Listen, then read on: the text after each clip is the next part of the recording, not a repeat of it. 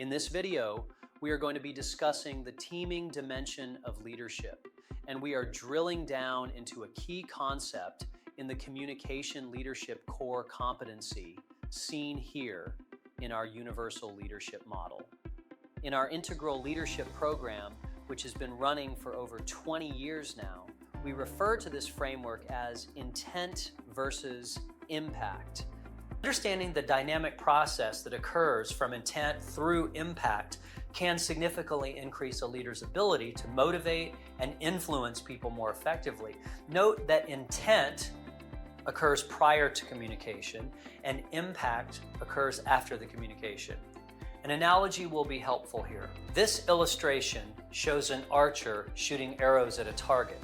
Each component in this illustration represents a different aspect of the communication process. Number one, intent.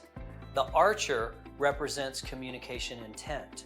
She intends to communicate meaning to another person or group. Number two, message. Unfortunately, intentions or thoughts cannot be transferred directly from one mind to another. The arrow represents the message or what is actually said. The communicator must use words and symbols to convey a message that will closely approximate her intended meaning as skillfully as possible. Number three, the impact.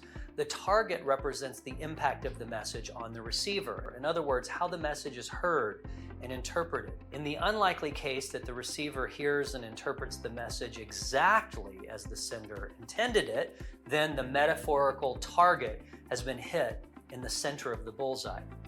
Of course, this rarely happens.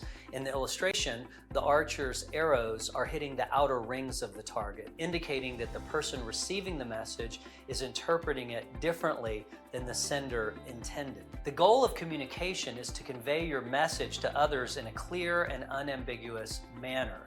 This requires effort on the part of both the sender and the receiver. It's a process that can be fraught with errors, with messages frequently getting mixed up. Not detecting this can have unfortunate consequences such as confusion, squandered effort, and missed opportunities. Why is there so often a difference between intent and impact? I can say that the leader-follower communication often misses the mark for two fundamental reasons. One, the sender lacks the skills to articulate a message that precisely reflects his or her thoughts. Two, the receiver understands the message differently than the sender intended due to subjective interpretive filters which the sender has failed to adequately adjust for. If you want to learn more about the communication leadership competency shown here on the Universal Leadership Model, you can pick up my Integral Leadership book or my Teamwork and Culture book, both available on Amazon. Or better yet, consider enrolling in my Teamwork and Culture course or my Integral Leadership program at Integral Leadership Academy.